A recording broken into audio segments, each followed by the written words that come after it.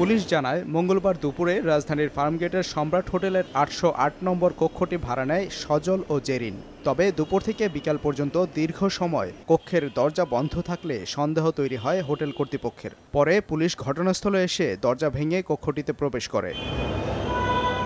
এ সময় জেরিন ও সজলের মরদেহ উদ্ধার করে ময়নাতদন্তের জন্য রাজধানীর সোহরাওয়ার্দী মেডিকেল কলেজ হাসপাতালে পাঠানো হয়। তবে এটি হত্যা না আত্মহত্যা তা এখনও জানতে পারেনি পুলিশ। ৮০৮ নম্বর রুমে তরুণ তরুণীর লাশ উদ্ধার করি, আমরা দরজা ভেঙে উদ্ধার করি। প্রাথমিকভাবে ওদের পরিচয় পাই, ওরা তেজগাঁ কলেজের স্টুডেন্ট, একজন ওর নাম আমিনুল, আর একটা মেয়ে যে তরুণী, ওর লাশ উদ্ধার করে ওর পরিচয় আমরা পাই। ময়নাতদন্ত রিপোর্ট পাওয়া গেলে হয়তো মৃত্যুর সঠিক কারণ জানা যাবে। জেরিন ও সজলের মৃত্যুতে হতবাক সজলের পরিবারের সদস্যরা।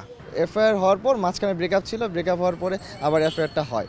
এখন আমি আরেকটা জিনিস শুনতে পারছি, মেয়ের বয়ফ্রেন্ড আছে, দুজনে একসাথে মৃত্যু, এটা স্বাভাবিকভাবে আমার মনে হচ্ছে না। লাস্ট কয়েকবার দেখা হয়েছিল, ধানমন্ডিতে থাকে, আমি ধানমন্ডিতে গেলে হয়তো বা আমি ওকে ফোন করতাম যে তুই কই আস দেখা করি, এতটুকুই। আর আমি মিরপুরেই থাকি, এই কারণে এফআইআর বা এইসব ও আমার কাজিন আর ছোটো ভাই, সো এফআইআরের ব্যাপারে আমি কিছু জানি না।